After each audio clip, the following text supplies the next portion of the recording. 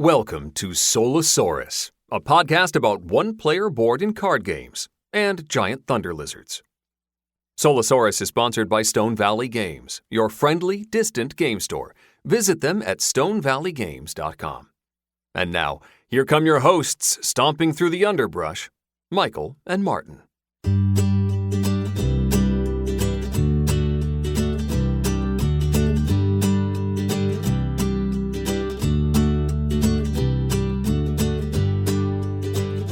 Hello, everyone, and welcome to episode 81 of the Solosaurus podcast. I'm Martin Gonzalez. And I'm Jason Montgomery. And as you can tell, our regular co-host Michael Eckenfels will not be joining us, sadly, on this episode. Michael is taking care of some personal stuff. But filling in for Michael is our special guest host, as he already introduced himself, Jason Montgomery. I'm going to embarrass you a little right now, Jason. Oh, no. You are a prolific solo game reviewer on BGG, Board Game Geek, with 88 published reviews in your geek list and counting. And I will say these are some of the best, most witty and insightful board game reviews I have ever had the pleasure to read on BGG or really anywhere. And now, to top it all, you are the host and creative force and musical writer, you just told me, behind the Meeple, Myself, and I podcast, which is available everywhere that you get your podcast. So, Jason, welcome to the show. Thank you so much for joining Solosaurus. Please tell us a little bit more about yourself, how you got into solo gaming, writing reviews, and now crafting a podcast about solo gaming that is, I said a little different, but it's a lot different from all the rest out there. Yeah, thanks, Martin. I will resist my urge to just try to beat back on all of those nice things that you were just saying about me. Yeah, I have been doing for, I think it's about 4 years on BGG, solo reviews in my series called Meeple, Myself, and I. That started when I moved out to Seattle with my wife and kind of got disconnected from my gaming group and was working at a board game shop called Blue Highway Games up in Queen Anne in Seattle, which is just like one of my very favorite places in Seattle. As I was doing that, I was like, I know there are a lot of good solo games out there. Let's start messing around with that. And I started to do some written reviews of some of the games that I had played solo and knew that I liked. And that kind of started to branch out into written reviews a little bit more from there about stuff I hadn't been playing before.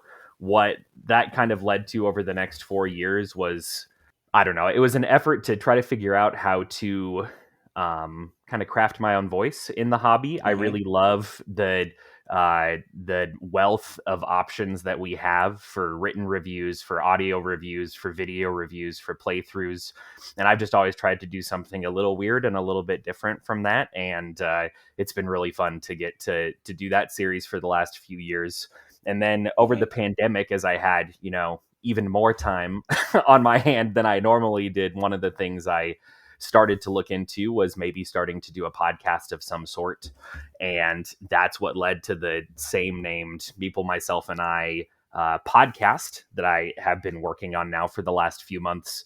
The second episode of that will be coming out soon. And the way I talk about that podcast is it's kind of maybe solo board games answer to This American Life, Radio Lab, right, Invisibilia, those kinds of scripted audio essay podcasts that I really, really love listening to, and trying to just do my own little modest version of that stuff. So it's been a lot of fun to work on that, and I'm sure we'll talk about some of the games I'm working on for those next couple episodes and stuff here in a little bit in this show. So thanks so much for having me, Martin. It's really exciting to be here. Huge fan of the show, and should be good. Thank you. Yeah, we were very excited to have you, like I said. And I did listen a couple of times to your first episode of Meeple, Myself, and I. And then as someone who has also listened to the inspirations that you mentioned, This American Life and all that, although I don't keep up nowadays, but I used to be, especially during the days of Serial. a real, Mhm. addict of those things. You're doing a great job honoring your inspiration, I have to say. And you go deeper, what really impresses me is the depth of thought that you get into. And also the interesting juxtapositions. Like I think there was the one that sticks most in my mind is you did a comparison of the solo modes of Tidal Blades and Hallertau. Yep. I Yep. think is yeah, and and on first blush, it's like, why would you even compare those two? But then it made a lot of sense. As you worked it out, and then you also came to a conclusion. I haven't played Hallertau, but I had played Tidal Blades by the time I listened to this, and you came to the conclusion that you didn't really dig it as a solo game. It was too much setup and just like everything for what it actually gives you. And I'm like, I absolutely 100% agree. Sad to say because James Hudson of was it Druid City Games sent Mm-hmm. me a review copy of that, and James is a great guy. I love him so much, but James, man. I really couldn't dig Tidal Blades as a solo game, and I really wanted to. So anyway, this I don't want this to become. But yeah, do you have a response Yeah. to that? I don't. Yeah. Yeah, Yeah. I I don't think want this to become. Yeah, about Tidal Blades. But anyway, go ahead. I think all I would say is what I was trying to do there. A lot of the podcast that I run, the first half is usually a more traditional review of a game, and then the second half I try to make kind of a topical exploration, kind of thinking about solo design questions in particular. And so that Yeah. those two games, Hallertau and Tidal Blades, the question is, how far in the spectrum can you get for what are relatively low interaction worker placement games when you're making solo modes? Because the solo mode for Hallertau is play the game and try to score as best you can, basically. Right. The solo mode for Tidal Blades is 4 or 5 pages of extra rules and a lot of that, simulating the feel of an opponent. Kind of my fundamental gripe with it was you're simulating an opponent for a game that when I play with humans, I don't really care what my opponents are doing. So doing it by myself just felt like a lot of work. So it's a beautiful Yeah. game, and I think there's a lot of cool stuff about it. But yeah, that's the approach that I try to take is let's do a review of something. So it was Under Falling Skies in that first episode. And then let's think about some design questions. Ludology is one of my favorite podcasts, and I love listening to them talk about game design questions and thinking about that in solo design space in particular. There's a lot of particular weird things that happen when you make a solo mode or a solo specific game you don't really see in a lot of other areas of the hobby. And that's the stuff that I like to kind of fiddle around with. So yeah. Yeah, no, awesome. I haven't played Under Falling Skies, by the way, and I really wanted to. I've actually been following that game when it started life as a free print and Print and play. play, yeah. I don't know that it was in a contest. I think it was just Tom, the designer, just kind of released it. And even back then, it was already causing a stir. And I actually crafted it, but I never got around to playing it. There was something about it that intimidated me. That's another thing about me is I get easily intimidated by seemingly complex solo games that more often than not, like, when they actually try it and then I'm like, oh, that wasn't too bad. What were you so intimidated about? But still, and I don't know how much you feel this, but, like I've got Anachrony and the Fractures of Time expansion and the miniatures all sitting. I have a main game table and then a staging table where they sit on the staging table. It's like the intention is the games on here are going to get played, and it's been sitting there for literally months. And I'm just like, I don't know. I don't know if I have the intestinal fortitude. I don't know if I can do it. Actually play Anachrony. It's like you're the intermediary of like the shelf of shame is you have like the table of shame, which is like even more up in your face. So that's good. Yeah, I definitely feel that that kind of overwhelming intimidation is like, oh my God, can I play this today, this week, like in my lifetime? What's going to happen here? So yes, I get that. Absolutely. Well, thank you so much for that. Okay. We are really having fun talking about all this stuff in Jason's podcast and Jason's reviews. But as it turns out, the task at hand is we have a review on our show today. Today on the show, we will be reviewing the game Obsession. This is designed by Dan Halligan. And I may say Dan is one of the nicest people I've ever met in all of board gaming. I've not met him, but interacted with. Just super nice. published by Cayente Games originally. The first edition was published in 2018. The second edition was released in 2020, question mark, I want to say. Yeah, that sounds right. Okay. And that's the one I've played, and I assume you've played is the second edition. This is a medium weight solo game. Well, 1 to 4 player game. Card drafting, deck building, tile tableau building, resource management. There was a little bit of brouhaha on Board Game Geek when I first mentioned this on my blog, and I said, and it's a worker placement game. And then like a couple of people were like, it's not a worker placement game. And I'm like, okay, all right, okay, whatever. You know, like, we get those folks on BGG, and they got very specific about you accurately specify the mechanism. But anyway. Up to 6 players are supported if you include the upstairs downstairs expansion, which I have, but sadly did not get a chance to play before this review. I know you have, so you can speak to it a little later. We will dive deeper into the game a little bit, but first, a word from our sponsor. This podcast is brought to you by Stone Valley Games, your friendly, distant game store. Check them out at stonevalleygames.com or look them up on Facebook under Stone Valley Games. And this blurb was actually written by Michael.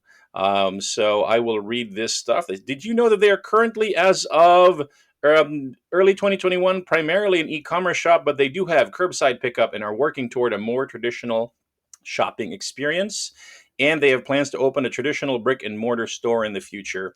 They anticipate a few more weeks before their contractor can start the plans. After that, the next step is county approval and then breaking ground over in Huntsville, Alabama. So if you are in the neighborhood, go check out Stone Valley Games in person and online and just support them. It's really important to support, kind of small indie game stores, especially one that has a very good focus on solo games. And Jason, before we get out of the sponsor read, I think that you have a connection to Stone Valley Games.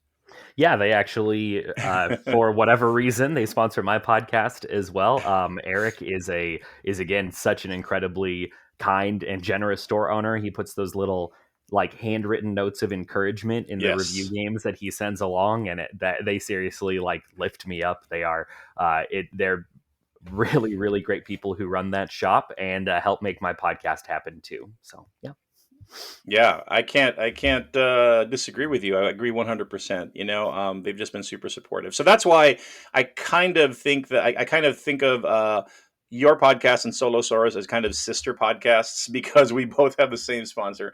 And that actually surprised me because I learned it when I was listening to your show, and I'm like, oh, they're also, I better reach out to Eric and find out more about this. All right.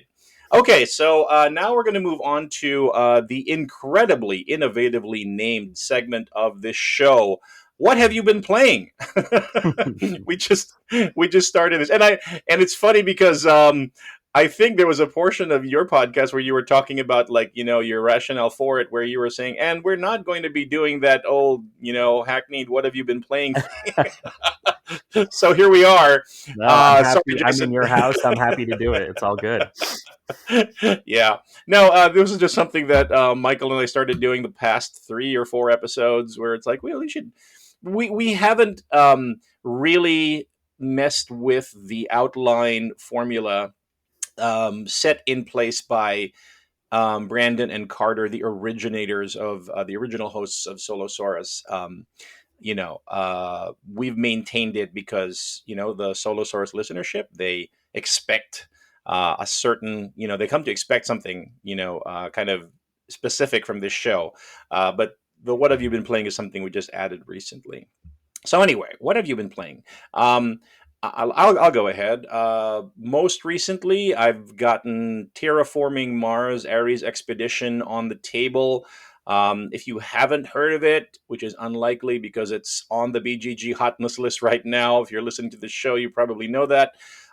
It is a primarily card-based kind of light, quote-unquote, version of Terraforming Mars. And I like it quite a bit. There's just something about it. There's something about looking for those combos between the icons on the cards and then, kind of figuring out when there's the right time to play this effect or whatever, So yeah, I kind of like that one. Have you played that one, Jason? Ares Expedition? I have not played Ares Expedition. I have played Terraforming Mars, and so this is kind of the Terraforming Mars's answer to like Race for the Galaxy, right? Am I thinking of the correct game here? Yes, I've heard that. Yeah. I have not actually played Race for the Galaxy, although I'm aware of it. I've tried to play the iPad version, and the iconography has defeated me so far. um, and also, they say it's got it integrates the like action selection mechanism of a Yeah. Puerto Rico, Yep. which And yeah. Puerto Rico. Let me see if I can get this lineage right here. Puerto Rico became as Puerto Rico was designed into a card game version of itself. I think that kind of split off into San Juan and Race for the Galaxy. So Race for the Galaxy, it has its kind of progeny back in Puerto Rico originally. I believe that the designer was tasked with making a card game version, and then he split off with Race for the Galaxy, and they also made San Juan. And then you got I just know there's like Puerto Rico and then Space Puerto Rico and Card Game Puerto Rico. There's many Puerto Rico. It spawns a lot of those things. So Race for the Galaxy solo is probably my favorite solo game of all time. So Oh I'm wow, very interested in this one. I just haven't gotten around to playing it yet. awesome. Well, looking forward to that. Another thing that's been on my table is the game Vienna Connection from Portal Games, designed by Ignacy Chevicek. I hope Mhm. I'm saying that correctly. Um, and this is kind of like the spy Cold War answer to Detective Modern Crime, their earlier game, which is a favorite of mine. I'm a sucker for that kind of like, detection game. Not when people say deduction games, they usually mean like, party lying to your face, whatever, which I despise mostly. But actual like deductive reasoning games, like your Sherlock Holmes Consulting Detective, and Vienna Connection is definitely in this vein. If you've played Detective Modern Crime, and have you played Detective Modern Crime, Jason? I have not played Detective Modern Crime. I think the closest I've gotten is Chronicles of Crime, right? Is that kind of Yeah, I in the played that same one too. ballpark? Yeah. So Yeah, I've it's not it's in played the same Detective ballpark. Modern Crime. Yeah. Yeah, and these games kind of live or die on the quality of their kind of mystery writing, right? And Hmm. how good or how cheesy they are. And in my experience, the Portal game, well, okay, so Detective Modern Crime was kind of a mixed bag, depending on like I guess who was developing the particular case. So some of them were really great, and then some of others were, kind of okay. And I played the first case in Vienna Connection. I find that this is more streamlined than Detective Modern Crime. It's less fiddly. They've obviously iterated on the system and made some smarter choices, which leads to not necessarily a shorter game, but just more focus on hey the actual like figuring out the case and less on just kind of board work movement, keeping track of how many hours you're spending at a particular location, and then advancing your your day time marker, which I always forgot to do. So that's my that's my kind of capsule kind of statement on Vienna Connection. Another game that I've played fairly recently is another. It's called The Initiative. Now this is interesting. This is the first game designed by Corey Knizka, who of late, or he's designed over like I don't know 200 games or Hmm. been involved in like just some ridiculous number for Fantasy Flight games. But he left FFG and I guess started his own company or branched off to anyway do something post FFG, and this is the first game. So I was very interested when I first heard about it. I'm like, oh, I like some of Corey's games. And it wow, talk about not not being what I expected, Hmm. especially considering his past work. The Initiative essentially is a story driven kind of code breaking game. um, and it was way too light for me and not really what I was expecting, although I will temper that by saying that I did play the tutorial missions, so I guess it's supposed to just kind of introduce you to the game mechanisms and so on. But that said, I don't know that there's really enough there, the promise of there to keep me playing. Are you familiar with this one, Jason? Yeah, this is another one that I haven't played. Corey's work. There's some stuff that's really, really great for me of things that he's designed, but other stuff I'm not a huge fan of. So I was interested in this one, but honestly, the reviews that I've heard, I know I've heard the Dice Tower and So Very Wrong About Games. Both of them talk about it. They didn't have wonderful things to say, so it's not been one I've been actively seeking out. So I haven't, but I've heard pretty much similar things to what you're saying. It's pretty light. It's a little different, I think, than maybe what people had been expecting. It's not one that I've gotten to the table. Yeah, considering that, the advanced word on it was like this is the game that he really wanted to do but couldn't, like a more personal game, and I'm like, wow, okay. Um, all right, and then the last thing I'll mention is even though I don't really like abstract puzzle games or spatial puzzle games, I made a print and play copy of Cascadia, which is from the same folks who designed. Let's see, it was about cats. What was that first game that they did? Calico? Okay, it'll come to me. Calico? Is that the cat game? Calico, that's it. Thank you. And so this is, I've not played Calico. I have played Cascadia. And so this is a similar thing where you essentially have hexes with kind of Pacific Northwest animals, different Pacific Northwest animals printed on them. And then also different combinations of terrain printed on them. So it's that kind of abstract puzzle where, if you put the animals together in certain configurations based on cards that, kind of you randomly deal, and you achieve those patterns, you score points. But also your brain has to work on another plane where if you can make contiguous connections of the different terrain, then you also score points. So you're kind of like trying to score points for animal connections and also terrain connections. And that is exactly the kind of game that I can't stand. but but I was really on the other hand drawn by the beautiful theme and art, like this, Pacific Northwest kind of serene. I've been trying to get. There's a part of me that's getting into those like parks, like those types of games where it's just like it just makes you feel like you're out there. You can fool yourself that you're out there on a nature hike or whatever. And as I said before the show, I'm a homebody, so maybe that's just my wish fulfillment. But anyway, I played Cascadia for a hot minute. My scores were horrendous. I played it wrong. And it was kind of like a love-hate relationship while it was on my table. Are you familiar with this one, Jason?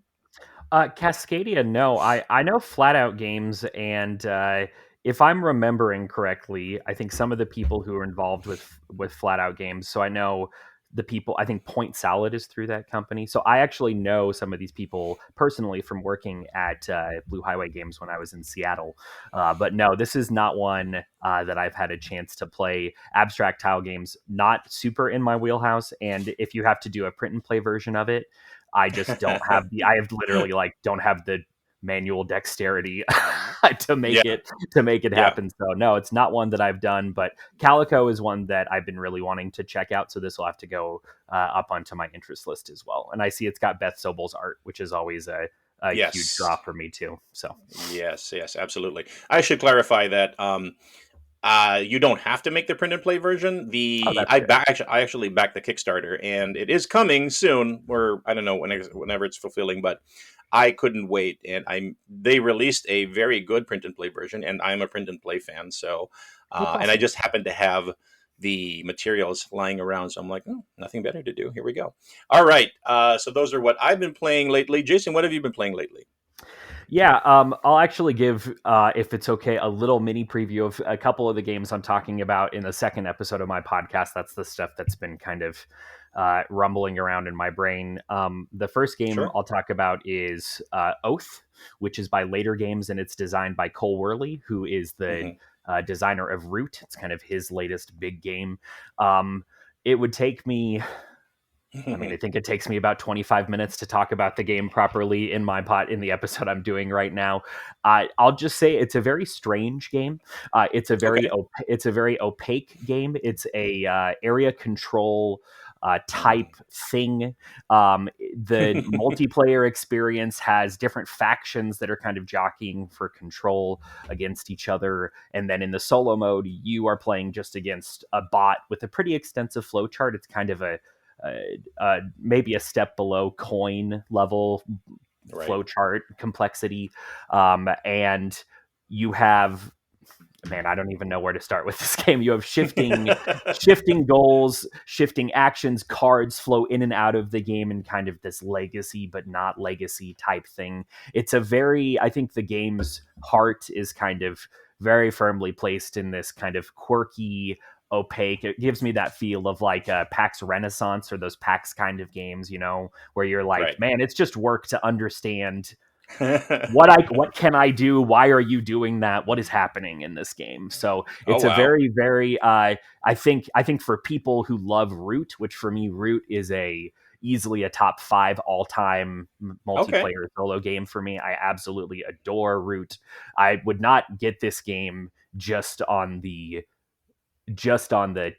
kind of the name of Root alone. It's a very different experience. I think it's closer to John Company, which is another game by Worley. Pax Pamir maybe a little bit closer to that as well, but it's a very strange experience. And so you have this complex, hard to understand multiplayer game. I think it's a good effort that you get with the solo mode, but it's just hard to capture the soul of this kind of profoundly strange multiplayer game and turn that into a solo mode.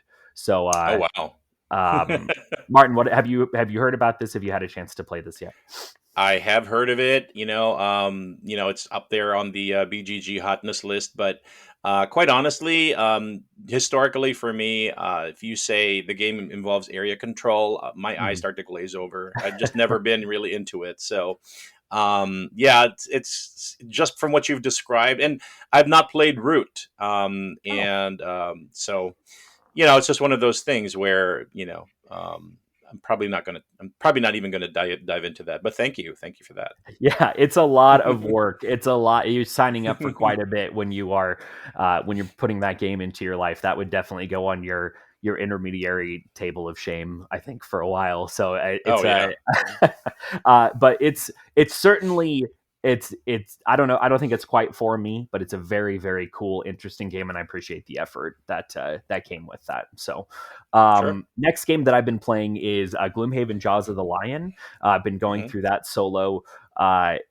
For me, I don't know how much to contextualize Gloomhaven here on the podcast. Gloomhaven, number 1 game on BGG, kind of earth-shattering, huge 20-pound box dungeon crawler. Like 100 scenarios, dozens of classes, a lifetime of going through it. Jaws of the Lion is the shrunken down originally Target exclusive version of that game, which is meant to be a more modest, bite-sized approach to Gloomhaven. And for me, at various times, I have said original Gloomhaven is my number 1 game of all time. I don't play Gloomhaven solo at all. The work that it takes to get it to the table, the work that it takes to manage 2 characters. I don't love running things two-handed as a solo player. It's too much for me by myself, and I have a game group that we love to go through it with. So Jaws of the Lion, it really appeals to me. It's easier to set up. It has a little printed booklet instead of tiles that you use to make the scenarios. It cuts down on both in the short term of how long individual scenarios are, and in the long term of how many scenarios you need to go through to complete the campaign. It's a much more modest design. And as a solo gamer, that's hugely appealing for me. So I'm definitely keeping Jaws of the Lion in my collection to play through solo. I do think that I think you lose a little bit of the, for me, some of the draw of Gloomhaven. I talk about this in the podcast. Gloomhaven kind of calls to me because it's so ambitious, because it's so audacious, because it's so epic. And when you cut back on some of those things, I think you lose some of the charm of Gloomhaven. Just for me personally, a little bit. You kind of it's the bite-sized version. It is it's still very satisfying, but I just am personally, I love epic projects. And this is just a really good game that's doesn't have that extra epicness to it. So fortunately, the DNA of Gloomhaven is an outstanding game design. So Jaws of the Lion works wonderfully. But if the epicness of Gloomhaven really matters to you, this is a purposeful step in the other direction for that. Right. So interesting. I've, obviously I've heard of Gloomhaven. I've also been, it's one of those things where it's like, it's on sale, for sale, quote unquote, in air quotes. It's like $20 off. It's only $90. Should I get a copy? 20, have a 25-pound box shipped to me. But then, it was one of those things where it's like, like you mentioned, right? Like you essentially have to have a permanent area where this can be set up to be able to play. It's precisely to have that, a kind of essential epicness that you talk about. I did purchase Jaws of the Lion. In fact, it was during those like early kind of Target exclusive days where it's like people were posting and saying, "I got it! I was able to get it!" And just like there were so many people posting on the Facebook groups, on the solo groups, that they were like, enough already, especially the folks who were outside of the US and didn't have access to it. They're like, you're killing me. But anyway, long story short, I got the game. I went through its, so I was really impressed by how much effort they had put into just onboarding you gently into this system, even just like, and here's how we recommend that you separate all the different things in their little baggies that we provided. And I'd never seen that. Like, you're telling me how to organize it. Like there's rules on how to organize it. It was great.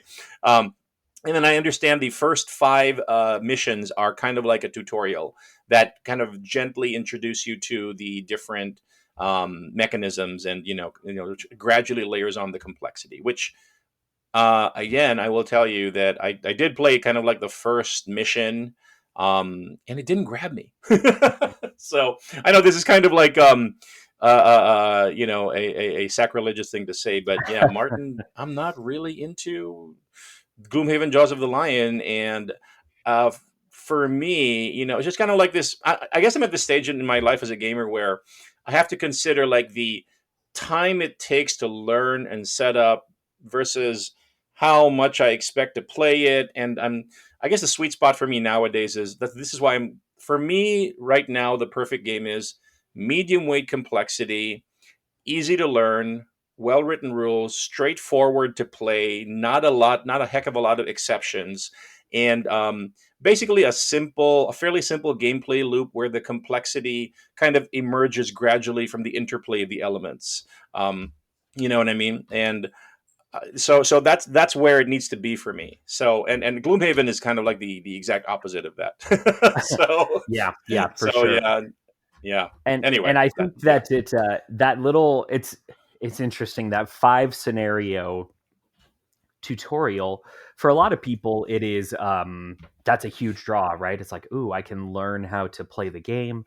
It's a gentle introduction. Well, for me, I've played, 30, 40 games of Gloomhaven, original Gloomhaven. I definitely don't need a 5-game tutorial, right? So that feels like something to get through for me. And with people that I have played Jaws of the Lion with who have never played Gloomhaven before, they had an experience, I think, pretty similar to you, which was like, this is fine, but there's not a whole bunch going here. And I think there's so much effort on that kind of gentle introduction that I think you lose a little bit of that bite of Gloomhaven. So I will say, some of the things that they have layered on the next few scenarios really are some of the more important bits of the game. So if you ever get a chance to throw it back on the table, I definitely encourage it. But no sacrilege here. You have whatever opinions you want about your games. And I think that comment about time, that's literally something I talk about in my review of the game in my podcast. I mean, time is my most scarce resource, right?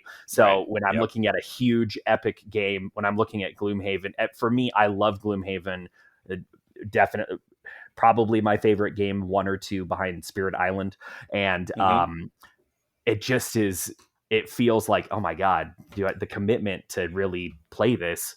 Do I have the time to do that? Can we get together with my gaming group and with kids and with schedules and with everything? Or can we get out something a bit gentler that we know we're going to be able to get through? So that question of time and and commitment, I think is something that it's really easy to overlook that, but it's an important component of Gloomhaven that is really worth talking about for sure. So I'm right on board with you on that. All right. And then the last thing that I'll just say, and I'm sure we're probably running long already here. The other couple games that I've been playing right now are kind of in prep of upcoming reviews that I'm doing, but I haven't played the solo modes of them yet. But that's Praga Kaput Regni and Merchant's Cove. Both of those are sort of like economic type games. Praga Kaput Regni, I think, is fairly characterized as like the most Euro-y of Euro games to ever Euro. Like it is just it's like you're building a bridge in Prague. That's like the game. I mean, and that's great, but it's by Vladimir Sushi. It's a really neat game, but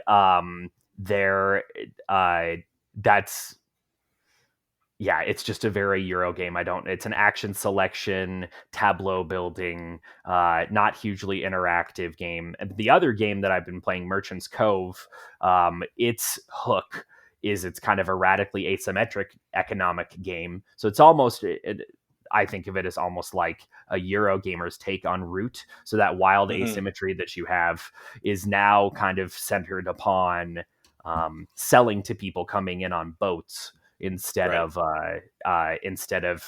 fighting in a forest or something. So you get someone is making dice, someone is kind of playing like Potion Explosion by themselves with marbles, someone is flicking a spinner and moving ships around on a board, someone is what's the fourth one? There's like a tile displacement game. So everyone has their own little sections and they're doing extraordinarily different little mini games on their own, and then you kind of come back and interact with each other somewhat on that.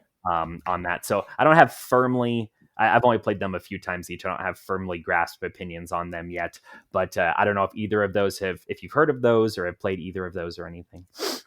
Yeah, I've heard of Merchant's Cove because the solo mode was designed by Drake Villarreal, and I'm following him. I don't know if he designed just a solo mode or he designed the whole game, but he is somebody to watch. He also did the solo mode for Endless Winter Paleo Americans.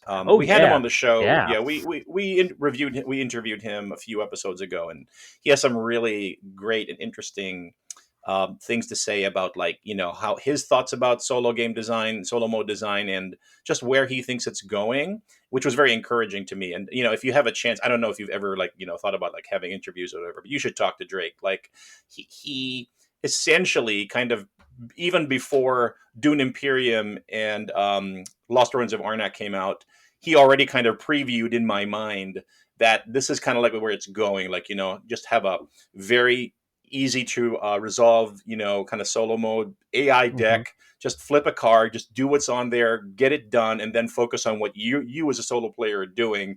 And that thing that you're doing is extremely similar to, if not exactly the same as the multiplayer version of the game, right? Like that's kind of like where his head, at least where he told me my impression of where his head was at, and I'm just like, I'm all about that. You know what I mean? And oddly enough, spoiler alert, the game that we're going to be reviewing in this episode soon, I promise, is almost, it's not an AI deck, but it's got that, like, hey, let's just get the AI, the opponent, the solo opponent's stuff like super fast and done, and then you focus on what you want to do in this game, which is I am all about that. So anyway, Merchant's Cove, Drake Villarreal. The other one, Praga Kaput Regni. So the thing I'll say about that is that I've heard of it, haven't played it.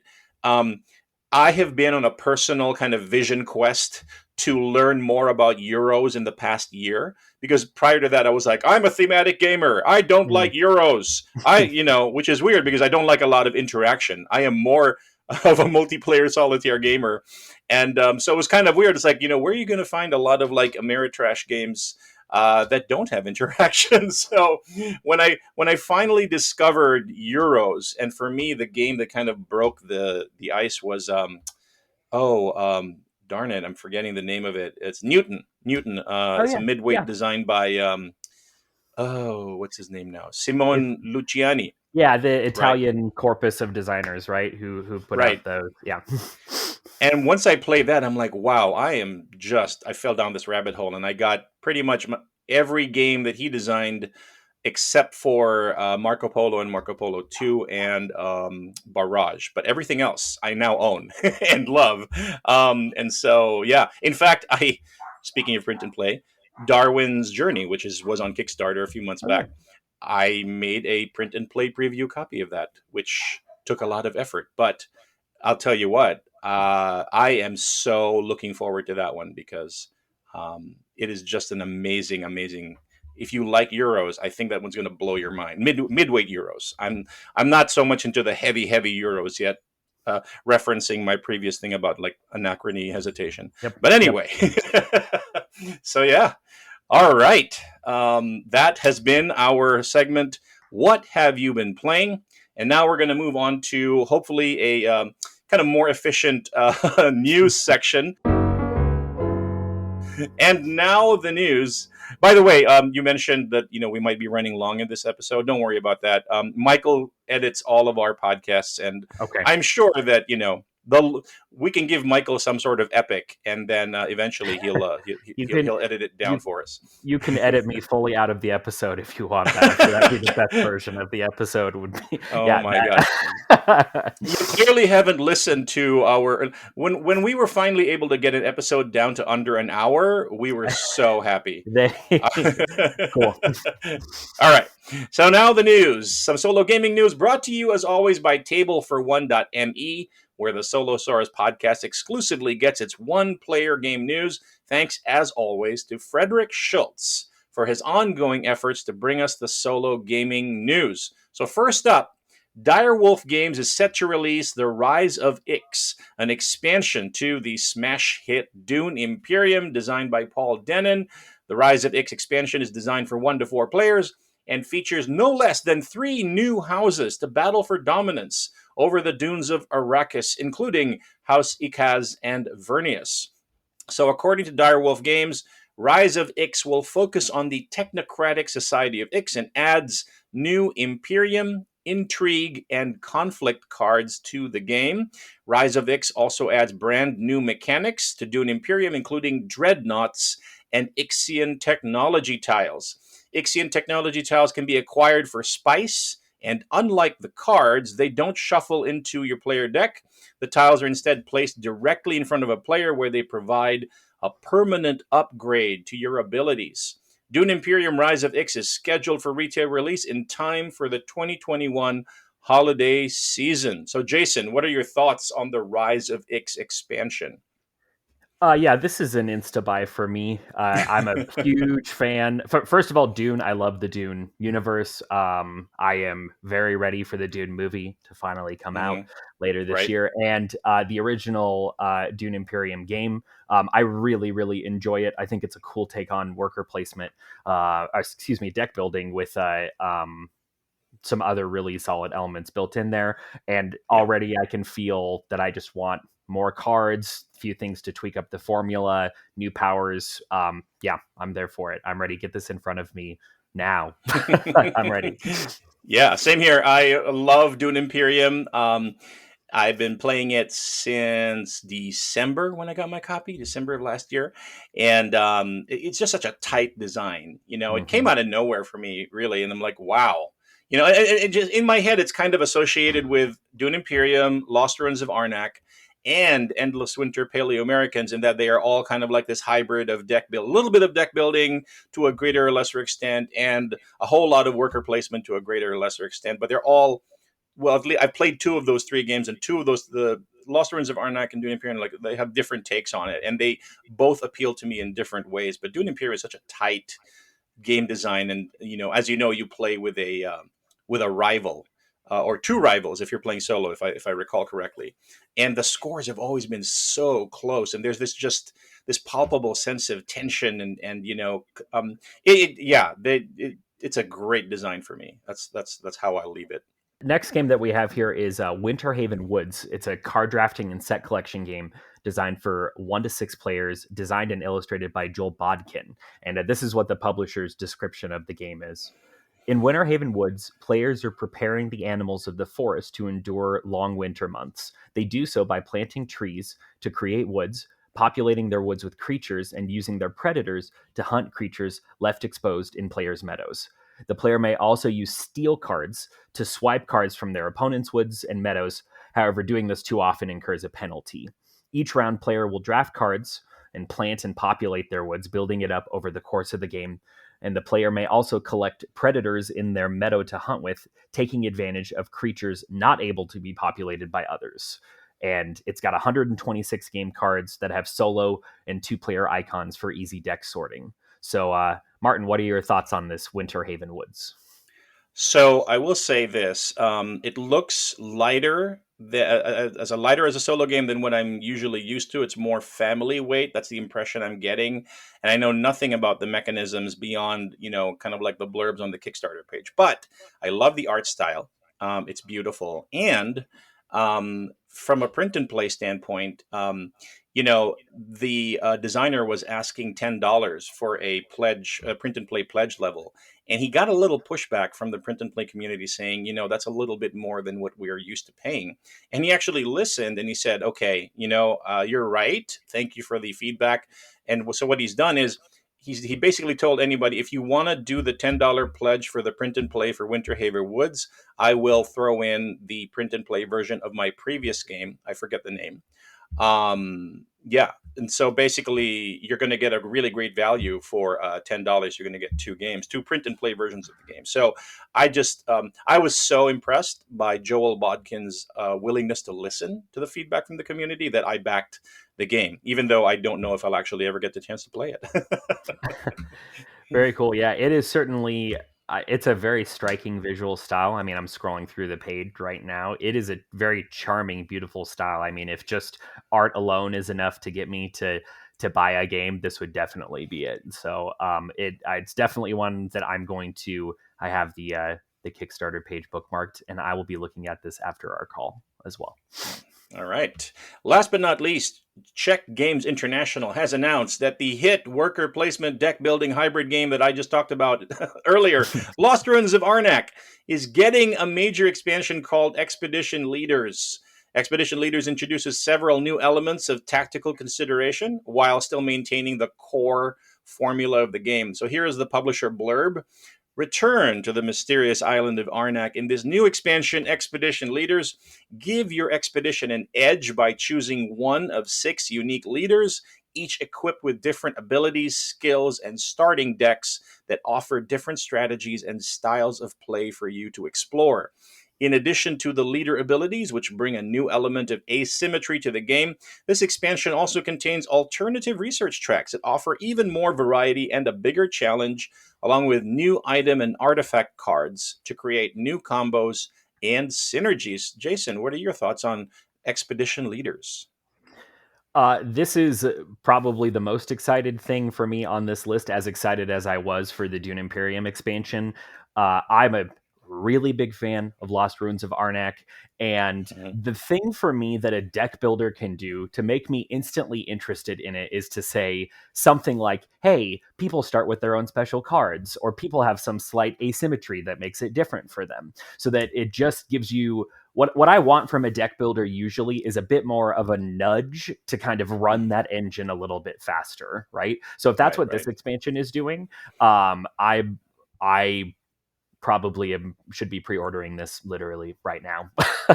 It is just, that's what I love asymmetry. I think the core formula of, I think it's a really cool take on deck building that this game has. I think it's interesting, those 3 games, Endless Winter, Dune, and this, they really do, I think, signal almost a new kind of generation and new sensibilities about deck building that is really needed for the genre. And just giving more variety and some of that asymmetry for what is already a really, really good game. If you haven't played this, it's on Board Game Arena. And I think you have to have a paid account to do it. Shoot me a message on Board Game Geek. I will play with you to get this game in front of people. It is an outstanding game. Yeah, I agree. I love Lost Ruins of Arnak. And it's a game that, despite my, kind of time constraints that we talked about, I get it to the table fairly frequently. and I like to lose myself in just the core gameplay loop of, how can I convert these resources I have into resources I don't have to advance over here, which will get me a few more resources, which will open up, possibilities that I didn't have before. And now and you're kind of like chaining, your turn. And all of a sudden you're like, how did I do 18 things? That's a little exaggeration on that one turn where, usually I when I started, I thought I was only able to do 2 things, so just that it's just so satisfying to play that, and just the art is so beautiful. It's interesting that, and the other thing I will say about Czech Games International is they're not sitting on their hands on this game. Like almost as soon as they released the core game, they already had a mini solo expansion available as a print and play on their website, and then they started play testing a solo campaign, which is already, I think, they're releasing it every two missions at a time. So I don't know if it's already complete. I print and played the first 2 missions. I printed the first 2 missions, haven't played them yet. But so like anyway, just it impresses me like how much commitment and devotion they have to continue to ongoing, kind of support and iteration for Lost Ruins of Arnak. Like they really believe in this, and I think the fan response is the fans are responding, in kind. So just kind of a virtuous circle there that's going on that I really like.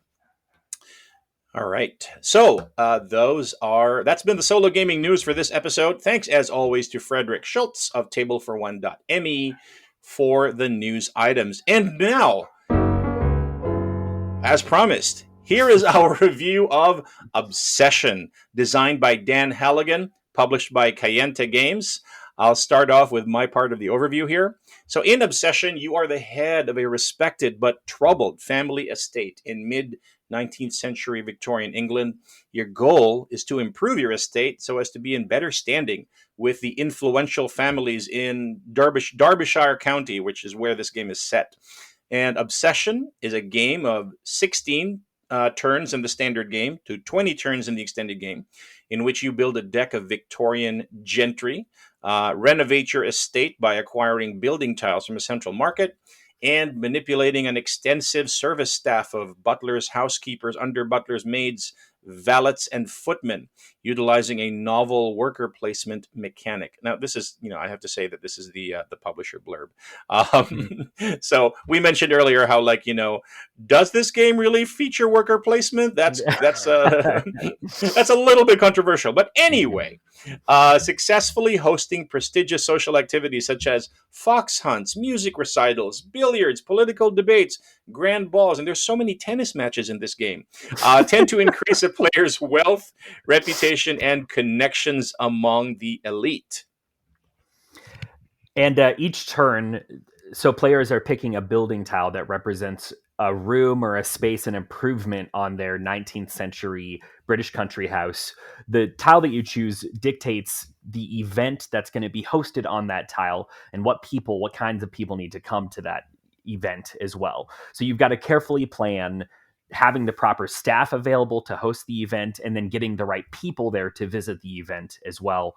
And the reward for success is you get new investment opportunities. You get to renovate, flip over those tiles, make them better versions of themselves. You get more reputation with the people that are in the county. You'll get new people, access to higher prestige guests who can come and give you even better benefits. And what's a really nice kind of positive feedback loop in the game. And there's also a competitive courtship for the hand of the most eligible young gentleman and lady in the county. So there's a man and woman that you're really working on courting throughout the game through specific renovation and reputation objectives. And the player who best meets those objectives while accumulating victory points is going to win the hand of the wealthy love interest of the game. That's kind of the multiplayer context for the game in particular. Right on. And just so that we can, set a context for the solo game, there is a dedicated, the base game is a dedicated solo mode.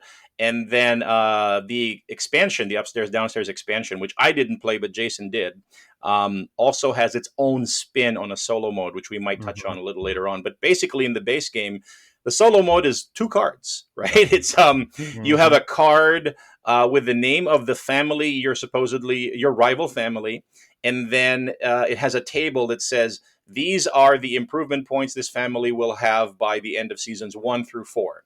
And so when you get to that kind of courtship, phase or courtship, round, then you flip over what's called a theme card, which tells you this is what the influential family in the county is, like focused on this season. And then you look at the improvements you've made in that, kind of theme, whether it's estates or facilities, or I forget what they are. And then you compare your score, your current score in that theme to what the rival has printed on that card. And if yours is more than theirs, then you win. You get the favor of the Fairchild family for that round. And then for the next season, you actually get the Fairchild family heir of your choice added to your guest cards, which can be a big, because they're very powerful cards. They give you like lots of nice benefits. The other card is it's to resolve whether or not the rival will steal a tile from the central market or not. And then if it will, you're rolling a d20 for this. And then if you roll anything lower than, I think it's an 18, if they roll an 18 to 20, they won't steal for that round. And depending on what is rolled, it tells you what position in the market it will be removed by the AI to kind of simulate other players buying from the market and potentially taking away something, that a tile and improvement that maybe you were going after. And that's it. That's basically all there is to the base game solo mode. Did I leave anything out there, Jason? No, I think that's it. It's a really, really simple benchmark that's being set for you versus basically an abstracted AI opponent. And we'll get into this more, but it is beautifully simple, very easy to run. Yeah. Captures, lets you run the game solo, doesn't add a lot of overhead, still gets you pretty much the feel of a normal play of the game as well. I agree. Let's quickly talk about the components in the game. So they're overall, they're pretty nice. I have some nitpicks about it, as always. Otherwise, this wouldn't be Solosaurus if we didn't have nitpicks. So we've got a folding supply board, round track board, player boards. These all feel uniformly thick, deluxe. The artwork is very appropriate, and they all support the theme. For me, how do you feel about the boards, Jason? Yeah, it looks great. It's really, really nice components for the boards themselves. Easy to get out, easy to set up, not too thin. Feels good. Right on. Same thing with the tiles for me. They are thick and they're chunky. They feel great in hand. They look nice when you lay them down on that market area. And you in the base game, you put them all into this bag, this linen draw bag, which is included in the base game. Unlike other games that I could mention, I'm looking at you, Arkham Horror, the card game. But the tiles are great. The bag, not so great for me. Sadly, I want to say all good things about the components here, but at least the bag that came in my box, the threads are unraveling, and it's got all these like purple trailing threads coming out of it, and so it kind of detracts from the experience a little bit. How about for you, Jason? Yeah, pretty much the same experience. Nice tiles. Happy that the bag came with the game, but a lot of the time when you pull out a tile, it's like, oh no, I have ripped the bag while I'm pulling out that. Yeah, I had that exact same experience. Yeah, and I mean, it kind of speaks to the pros and cons of or the economy in which we have to design these games and have to make trade-offs in terms of the vendor who made the bag, and they're like the quality control or those types of things. But anyway, it's a quibble. I will say, the coins are great for me. The wooden meeples are really nice. They are both color coded for the character that they represent, whether it's a butler, under butler, valet, lady's maid, housekeeper, etc. But also they have unique poses and hand gestures, so that you can tell both by color and visually by the shape, eventually when you're used to it, which character that represents. And I like that. I think that's also aligned with the rules of accessibility, where you're not supposed to just rely on one dimension of being able to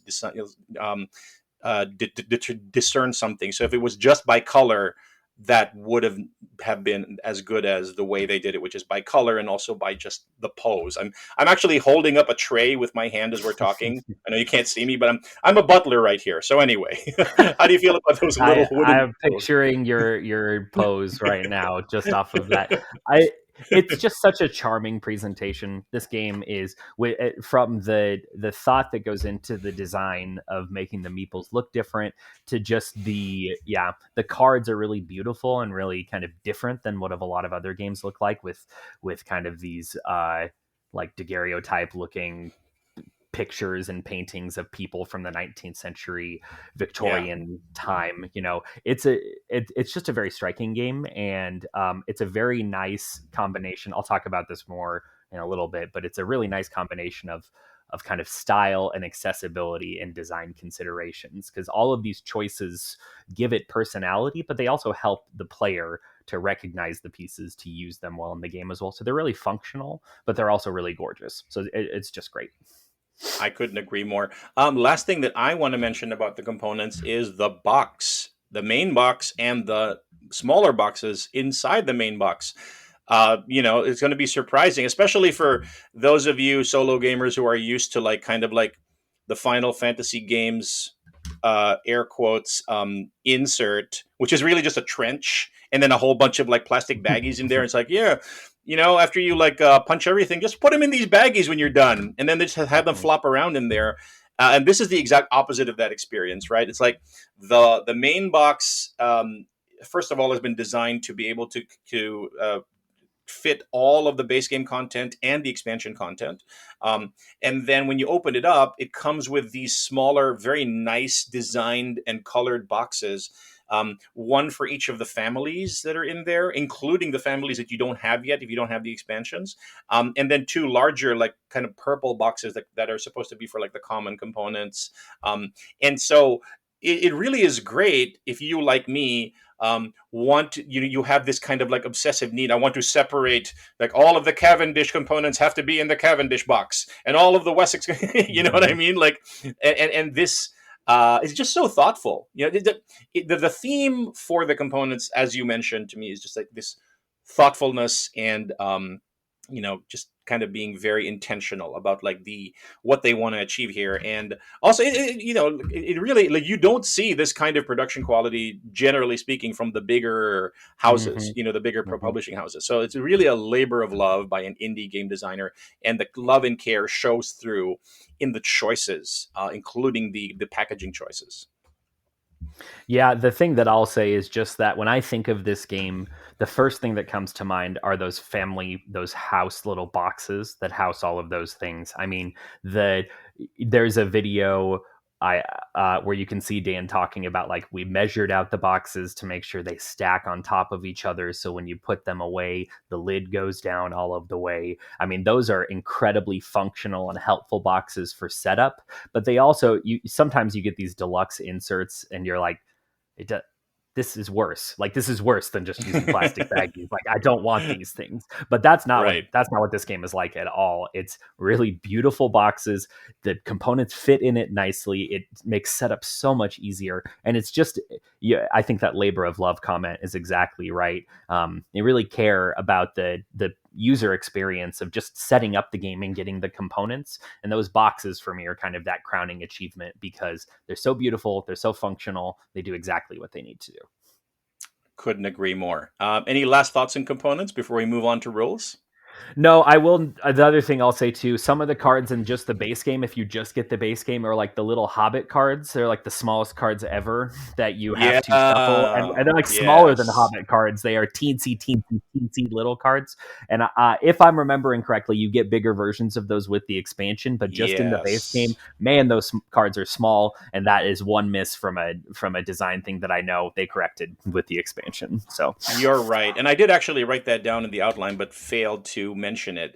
You're right. I feel the same way. I'm like, why do these cards have to be so small? They're so small. Oh man, I can't. Usually I'm pretty forgiving of that, but that's like, they're hard to manipulate. They're so small. They're hard to shuffle. They're hard to get together. So Very good point. I agree with that. Okay, and that is the like one, kind of like with the one or two nitpicky things about the generally like great component story that we're talking about here. Okay, Mhm. let's talk about rules. Just as a quick bit of context, Jason, if you haven't already, Solosaurus is famous. Michael and I are both instructional designers, and we have a lot of opinions about rules. A lot of opinions about That rules. so So, I'm a technical editor by day, so oh, I'm happy to join in this conversation for oh sure. my! Yeah, I'm sure. I'm sure that like we have listeners who are like, "Here we go, yeah, rules." They're gonna yeah, start ranting about the rules. Okay, so here we go. yeah. Let's just dive in. The main rule book is 16 pages, single space, 10-point font. And then there's a 28-page glossary with much more in-depth information on individual tiles, cards, mechanisms, exceptions, essentially. And there's a lot of like, portions of the main rulebook, which is like, we're going to mention this here. And if you want to deep dive more into it, it's in the glossary, which is kind of like a smart, setup. And, you've seen this in other games like, Marvel Champions, for example, like a lot of these like Fantasy Flight games, they'll have like multi rulebook setups where it's like here's the quick start, and then here's the detailed rules, and you do the quick start first, and it's kind of cool.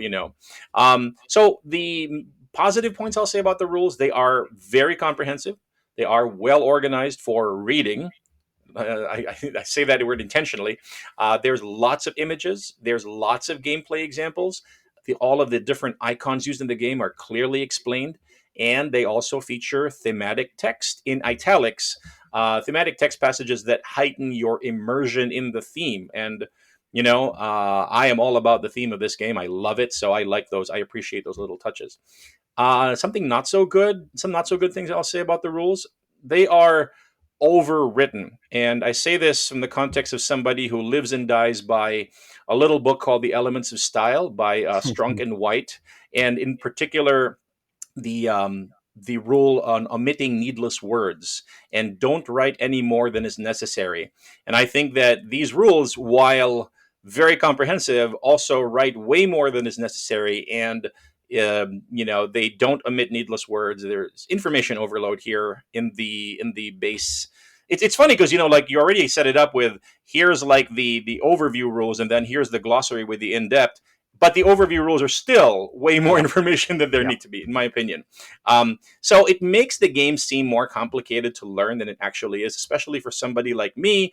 And I'm sure there are other solo gamers out there who struggle with just learning games and learning games from the rule book.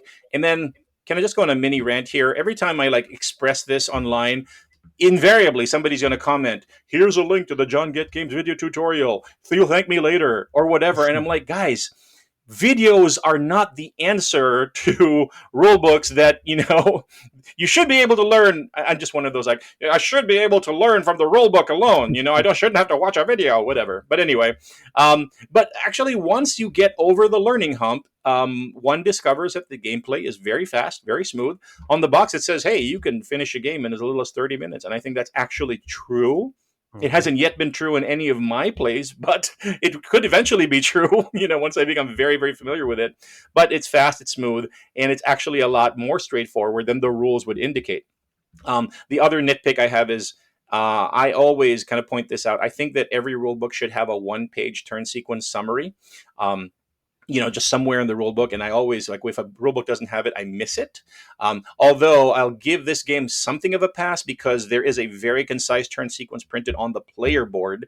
And I find myself referring to that. And I love the fact that it's always in front of me and I don't have to look at a rule book to get that. But it's lacking that kind of like, and here's the turn sequence, with like, the heading and then just a couple of lines about like, and what happens in that turn sequence. You know what I mean? I really need that. Usually if I expect to find it on the back page of the rules.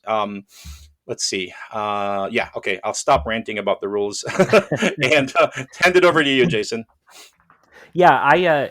For me, rule books, they is such a huge bell curve for me, right? Most rule books are fine. Some rule books are outstanding. Some rule books are terrible. And this is definitely not a terrible rule book. This is not, learning the rules doesn't get in the way of me enjoying the game. You know, there are rule books where like I have a sour taste in my mouth from either not getting enough information or from fundamentally not getting a sense of what the game is going to be like when I'm going through the rules. And I think that this rule book kind of addresses that issue by doing exactly what you're saying, which is really exhaustive Hmm. detailing and explaining of things. And so it's fine. I think the rule book is fine. I don't think it's criminally bad, but I think it Hmm. gets the job done. But it does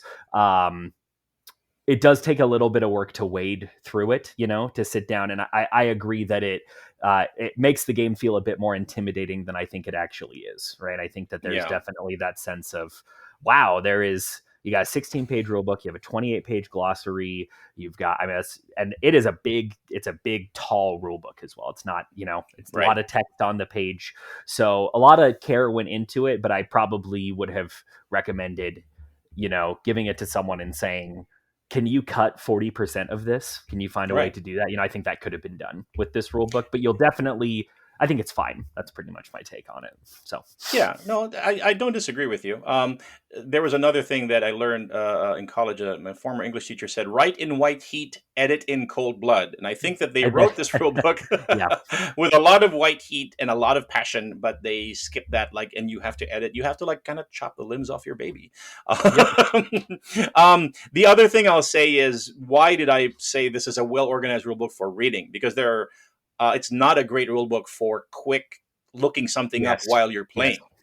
There's a lot of page flipping and like, where was that again? And you know that, which is kind of connected to the fact that it's way overwritten. There are some rule books that are really organized well for both reading and referencing during play.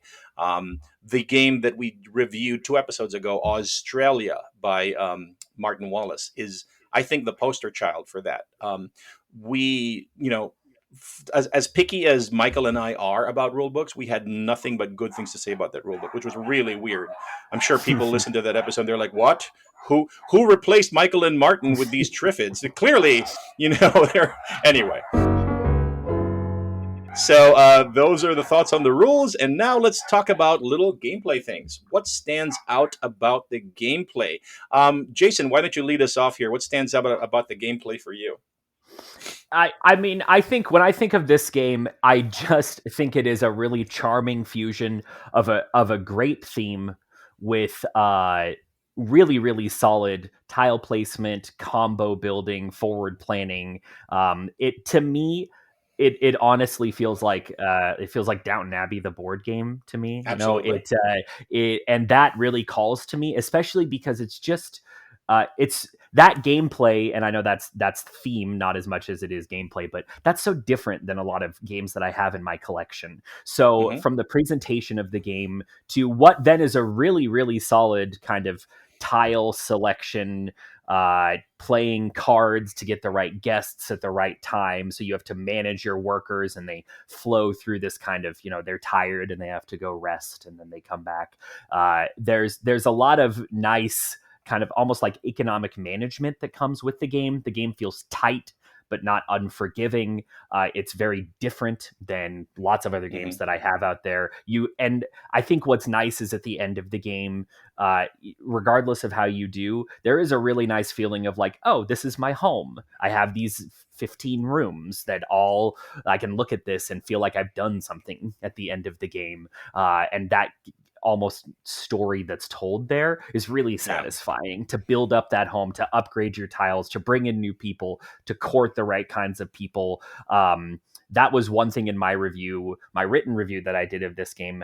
People said, you know, you don't really talk about just exactly how thematic the game is. And I think that critique of my original review is completely fair. I think that it is, it's a very thematic, solid, tight game. And at the end of the game, you have this lovely little home that you get to look at and you get to kind of reflect on what it is that you just built up over the last little bit. There's a lot of really good stuff going on here. Yeah, I think that's absolutely correct, and I will zero in on the thematic aspect. I too am a huge fan of like Downton Abbey. It's on Netflix now, where it wasn't before, and I am seriously considering just rewatching it. My wife is like, and it's funny because I started watching it because of my wife, stereotypically, and then I became more of a fan than she was. I really fell head over heels in love with that show, and I'm just like, I could actually sit down and just watch all 7 seasons again, and the movie, and the Christmas specials. And then Sandra was like, "Oh no, she's the type of the one and done." But anyway, if you really look at this game, I think that the mechanisms are not staggeringly original, right? If you look at the card play, we've seen that before, right? If you look at the kind of tile placement stuff, yeah, central market, whatever, and then we've kind of seen that before. I think just like different iterations of it. But it's in how they're all just seamlessly put together, and every choice in the game seems to support the theme, which, like, to your point, makes you're already telling this story as you're playing the game. And in particular, it's driven by those guest cards, right? And just like this whole thing where I remember I was playing yesterday. I played for about 6 hours yesterday just to refresh myself, and with 2 hours of setup. I overthink these things. I'm a solo gamer, sue me.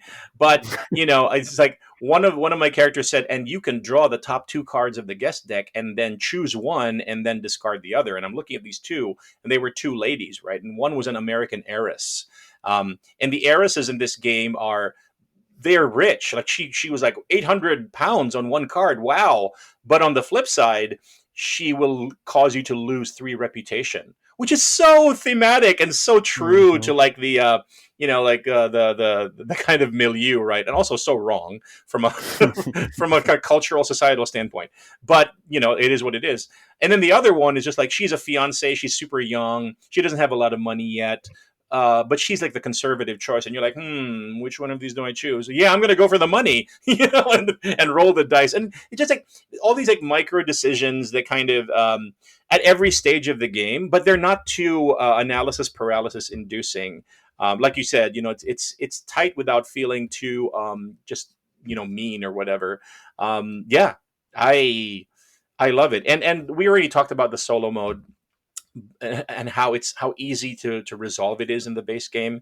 I'll just mention it again here because we're talking about the gameplay, that it's almost so quick to resolve the solo mode. I find myself forgetting to roll that d20 at the end of each turn. You know what I mean? And that kind of brings up a point which I think you pointed out in your review, which was in your written review, which was there's just a few things about this game, a few kind of outlier elements that you might forget to implement. Like I always find myself forgetting, like I'm looking at the tiles in the central market and I'm so excited and I want to buy the best thing, and then forgetting to pay attention to my current reputation and saying, well, and then I'm getting confused now. Are you limited by what you can buy in terms of your reputation? I don't think, but you are limited in terms of what events or activities you can host. You can't host an activity that is greater than your current level of reputation. Am I correct there? Yeah.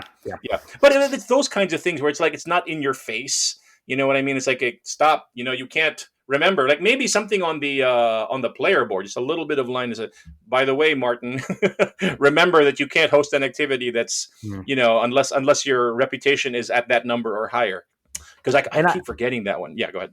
I think that that's the problem that a lot of games run into, is kind of you talked about that little player aid that you have that runs through the flow of the game and does a pretty good job of capturing most of what you need to do. But the fallacy that I run into a lot is, this is all that I need to remember is the stuff that is printed here, right? And something that's almost the worst for me, and I don't think it's particularly bad in this game, but it's like a player aid that captures like 97% of what you need to do, right? Because then I think, I've got it. I've got all I need to remember. It's on this little thing. And when that's not true, it's easy to have things slip through the cracks and to have those like, wait, I think there's a rule with this. And then you run into the problem of, like, where do I go in the rule book for this? And you go searching through because the rule book is so bloated. But I think that speaks to the need for that 1-page sheet that you were talking about Yes. before, where you can really get the greatest hits of everything that you need to know, rather than the little player aid, which will get you most of the way there. But if you really rely on that too much, you are going to miss out on a few things. Right on. Okay. Jason, what does this game do differently, in your opinion, to other games of similar weight and style? Yeah, I think that, speaking to what you were talking about before, I don't when I think of this game, I don't think of it as a particularly uh, innovative game. I don't Hmm. think, oh wow, this mechanism I've never seen before. But it is a really nice fusion of, I like the tile placement and the upgrading of your tiles. That leads to lots Yeah. of interesting decisions, and then the marriage of that with, I know that apparently I'll get you yelled at by saying this, so my apologies, but the worker placement that's in the game, because for me it does feel like there are unique kinds of, if you think of those little literal workers in the house, that Hmm. you have to manage them almost as resources, and you have to Right. put them in particular places at the right time. And that's a really cool fusion of those two things, that you get unique Yes. workers, you have tiles that you're upgrading, and then you have to shuffle them through your house and place them at the right time, while also managing money and also pushing forward to get new tiles, to do other things, to get the right cards. All of that together, it kind of swirls around. But the two things that really stick out for me, I really like the tile placement choices that you get, and I really really like the different workers that you place. And I will note just quickly, in the upstairs downstairs expansion, it comes Hmm. with even more types of workers. They get really granular with the kinds of Mm. benefits that they give and the ways that they're used, and gives you even more options for that for me, it was almost too idiosyncratic. It's like, this Yeah. worker can go here and give you $200 when paired with this other worker on this. It gets very, very specific. But I know for some Ouch. people, they really, really like to dig in and to use that. And it's like, with the expansion, the workers come with their own cards that explain when they're used and how they're used. And it's very, very specific. But that's kind of a pro and a con for me in the expansion. Yeah. But I like having that you do a draft of the workers and everything like that. I like having a bigger pool of people. I just kind of make peace with myself of, oh, I'm not going to remember these. I'm not smart enough. I'm not, like, there's Yeah. no way that I'm going to remember this. So I can internalize the rest of everything and just kind of see if it comes up. But I really love that tile management system that they have, and the workers that you're, whether it's Yeah. worker placement or not, they are literal workers in your house that are going You're right. around and doing things. So Yeah, and just to be clear, I don't have a problem calling this a worker placement game. I'm not one of I'm those just folks. trying to save you from vitriol on the internet. That's all I'm doing. Thank you, I appreciate that. I will say, in response to what you said, I just, you were describing all the different, like worker options and how granular they get, and I'm like, oh, okay, no, I think I'm good with the base right now. Especially because I first played this game about 2 months ago, and I remember loving it already. And then I had to leave it alone. And then yesterday I had to refresh myself, and it was like I had to teach myself the game all Mm. over again. It was like I'd never actually, played it before. That was how, that was why I spent 2 hours on setup and relearning, and then 6 hours playing the game. You know what I mean? So and that's just me. I realize I shared that on social media, and I kind of scared some people off. Oh my gosh, 2 hours to set up! I'm not buying this game. I'm like, no, that's just me. That's not this game's problem. That's my problem. But anyway, Mm.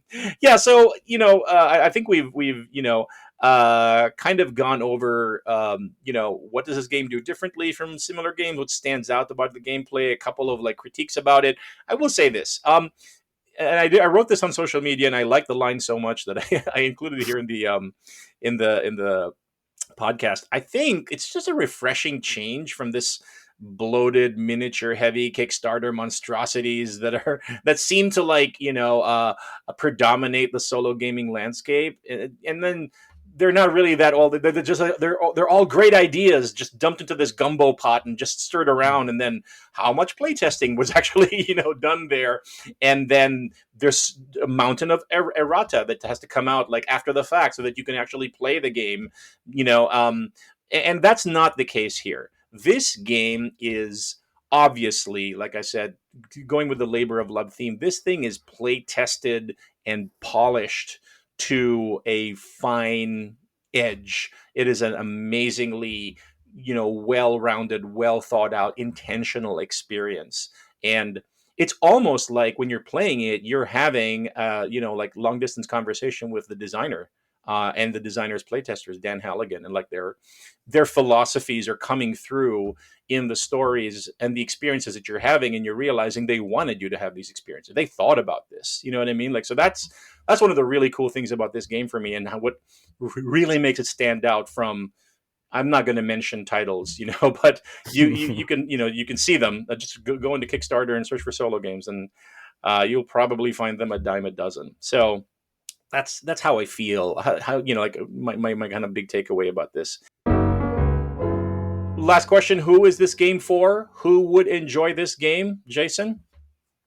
Yeah, I think honestly, the big draw for me at least was that it elicited like that Downton Abbey kind of feel. Mm-hmm. So people who are interested in that theme, and especially people who are interested in, if you get the expansion as well, we haven't dug into this too much, but there is, with the expansion, it's almost like its own game that comes with the expansion that's pretty different from the solo mode that we've been talking about before.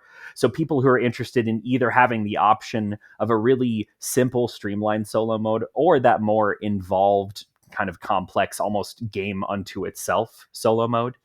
People who like that kind of variety of games within a game, I think this will really resonate for. And I think this is people who really want that mid-weight Euro type feel of game with a solo mode, with an interesting theme, especially. It's a really good fit. Awesome. Yeah, I don't have anything to add to that. I think that if you are a fan of that kind of like Jane Austen, Downton Abbey, then this is a no-brainer for you. This is the best Downton Abbey game you're ever going to play that's actually not Downton Abbey. Don't try to play the real Downton Abbey game. It's just not even worth mentioning. And also, just if you want a really good medium weight Euro style, but not really Euro style game, then it's kind of like, like if you want a Euro style game that doesn't come from the Italian conglomerate of Euro designers, then this is you're looking for this one. All right. And one more thing I'll say. I think people who are looking for kind of crunchy but short games, I think this is really nice, right? This is not a 2-3 hour. This is not like a Feast for Odin. This is not an incredibly involved, difficult game to get into, but it still does have that. It is a stimulating, interesting game that you really can play in under an hour very easily, under 45 minutes once you know what you're doing. If that's a draw to you, then this is a great game. All right, we're moving on to the good, the bad, and the ugly. So for the goods, I will mention that, just to summarize, this game has simple mechanisms. It is easy and fast to play once learned. To Jason's earlier point, you could probably play in about 30 to 45 minutes once you know what you're doing, which I never get to, by the way, personally. Especially with all the, the slate of new games I have to learn for the podcast. I never get to that point of comfort, but I wish I had that kind of time. Great components and packaging, very deluxe. I just have a few nitpicks about certain aspects, but this is a beautiful production. And there's a reprint coming because, like I talked about it on social media yesterday and people were like, I want it, and then I said, well, you can get it directly from the Kayenta Games website. Oh, it says it's out of stock. As we are recording this on July 11th, there is a reprint that is coming soon. So watch out for that. One of the most satisfyingly thematic games that I have ever played, which I will say is kind of seamlessly married to simple, straightforward, but yet thoughtful and satisfying mechanism. So, it's funny when you think about thematic games, you think about, like, I don't know, Eldritch Horror, or just like whatever, Pandemic. And there's this kind of, I think in board gaming, there's this kind of trope where it's like, oh, if it's a thematic game, it's Ameritrash, and so no. This is a thematic Euro game, and it's really good. Okay, Jason, over to you for the goods. Yeah, I think for me, what gets me excited about this game is just kind of the promise that it shows for what a lovingly crafted, smart, well-developed game by an indie publisher can do. Right? You play if when you start playing enough indie developed games, you can really see some rough edges out there, right? Bad rule books, things that are unclear, not play tested.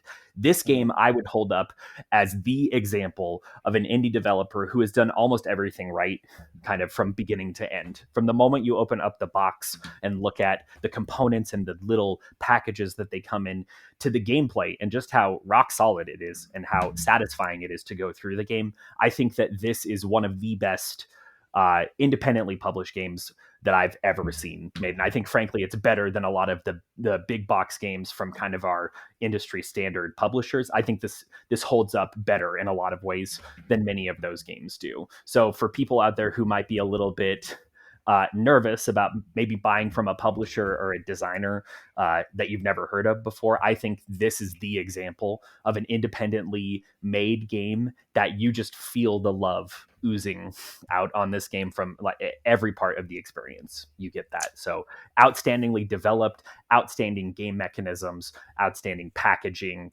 It's a winner from top to bottom for me. Awesome. Couldn't agree more. It's too bad that maybe we should start with the bad and then get the good. But anyway, we're moving on to the very few bads that I think I can say about this game are really nitpicks, right? I'm very nitpicky about the rules being overwritten, overly, just too much information, making the game seem more complicated to learn than it really is. But it's not a deal breaker. You can certainly, and they are very serviceable rules. And very well organized for reading. Nitpick, the rules could use a one-page turn sequence summary, as we have discussed. Another nitpick I'll say about components is the included linen draw bag is unraveling. The threads are unraveling. But, again, all of these are super nitpicky, not deal breakers at all. Jason, any bad points to mention about the game?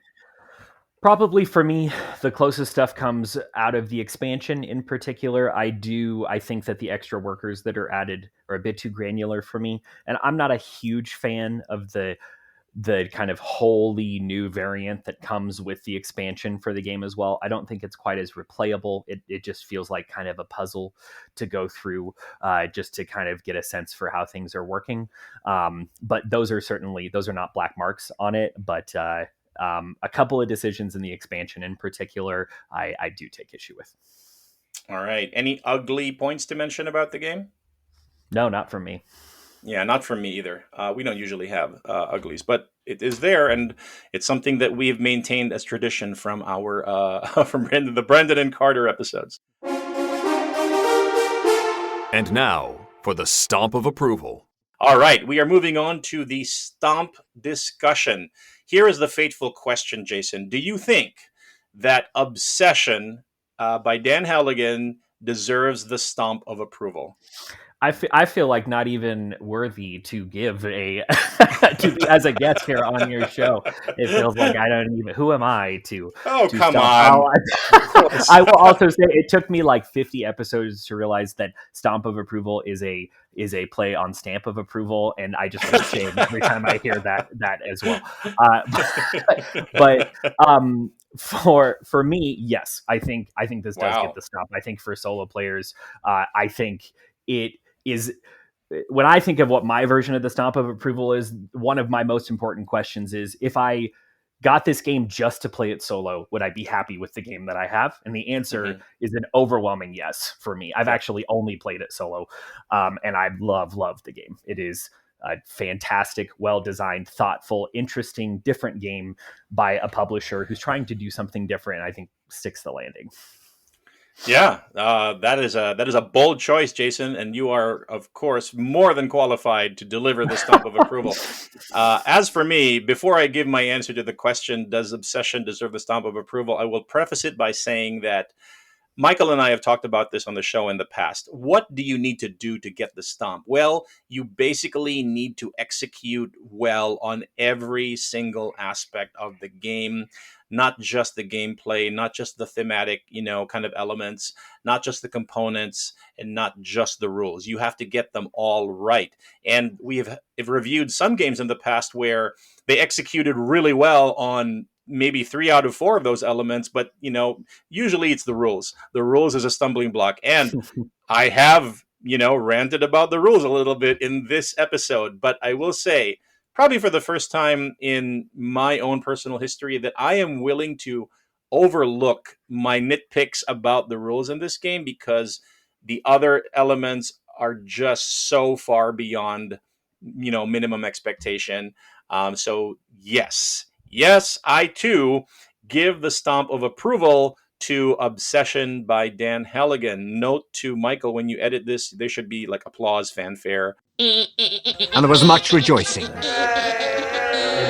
all that kind of stuff. And I told Michael, because historically we've been very stingy with the stomp. Prior to this episode, there's been like only 2 full stomps in the Michael and Martin Solosaurus era, where both he and I agreed. And one was super early on. I think it was Friday that we both gave a stomp to. And then when we did Warp's Edge, there was a half stomp. I gave it a stomp and Michael didn't. And then 2 episodes ago, we reviewed Australia, where the stars aligned and we both gave it the stomp. And so now 2 episodes later, we have another game that gets a definitive 2 stomps up, if you will. Oh no, these metaphors are quickly unraveling in a...